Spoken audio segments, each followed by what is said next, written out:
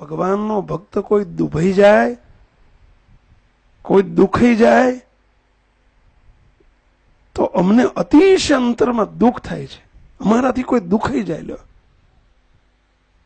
મહારાજ કહે છે કે અમને દુઃખ થાય. ભગવાનનો ભક્ત કોઈ દુખાઈ જાય તો, દુભાઈ જાય તો, પ્રથમનું 62મું વચનામૃત વાંચજો, છેલ્લો પેરેગ્રાફ શ્રીજી મહારાજના શબ્દો છે. પણ આપણે કઈ દ્રષ્ટિથી જોઈએ છીએ? હજુ આપણી દ્રષ્ટિ નથી બદલાણી. કઈ દ્રષ્ટિથી જોઈએ છીએ આપણે? આ મારો દીકરો છે એ દ્રષ્ટિથી, આ મારી દીકરી છે એ દ્રષ્ટિથી, આ મારા પપ્પા છે એ દ્રષ્ટિથી, આ મારો મમ્મી છે એ દ્રષ્ટિથી. આપણી દ્રષ્ટિ બદલો. માત્ર આપણે સંકલ્પ પ્રાર્થના બોલશું તો નહીં પતે. આપણી વાણી બસ મહારાજના મુક્ત ભાવથી.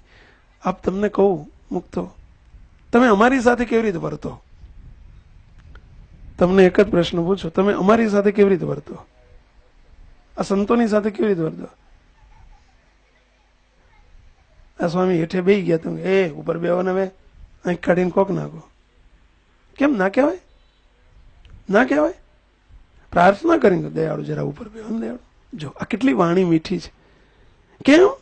ત્યાં તમે મહારાજના દર્શન કરો છો કે સંતો છે, એમાં ભગવાન બિરાજે છે. તો આ બધા લુખ્ખા છે? હા, તો આમાં બધા મહારાજના મુખ મહારાજ નથી? તમારા મહારાજ નથી? તમને મહારાજ એના? આ તો કારણ સત્સંગ છે. આ કારણ સત્સંગમાં એક જ ડાઈ છે, ચાલો ચાલની નહીં, એકાંતિકની નથી. કોઈ અહીં કહે ને કે મારી એકાંતિક થવું છે, મારે ચાલો ચાલ થવું છે, તો એ ડાય અહીં નથી. આ અનાદિમુક્ત છે ને, આ અનાદિમુક્ત છે ને, આ અનાદિમુક્ત છે. અને કોઈ નહીં થયા હોય તો તે મોટા પુરુષની નજરમાં જ પડી ગયા ને, તો પંક્તિમાં આવી ગયા, મુક્તો આવી ગયા. અહીં ડાય જ નથી બીજી. તો આ અનાદિમુક્ત અને અનાડી જે આપણે આમની જોડે વાણીનો વિવેક રાખીએ તો આમની જોડે કેમ નહીં? કારણ કે આપણે જો આકૃતિ જોઈએ છીએ, આ તો મારો દીકરો, જો એ સમજણ જ નથી ગઈ, આપણી દ્રષ્ટિ નથી બદલી, આપણી આકૃતિ નથી બદલાણી.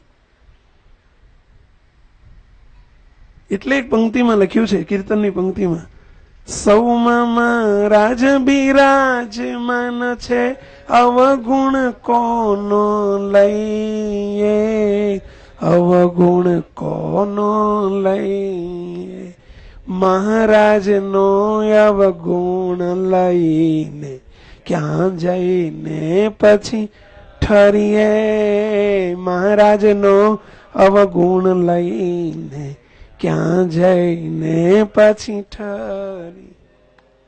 વિચાર કરો, ક્યાં જઈને ઠરશું આપણે? આ બધા મહારાજના મુક્તો છે, અને આ તો વ્યતિરેકના સંબંધ વાળાનો અનાદિ મુક્તોનો સમાજ છે. આ તો હા, ખાલી બોલવા પૂરતો નહીં રહેવા દો.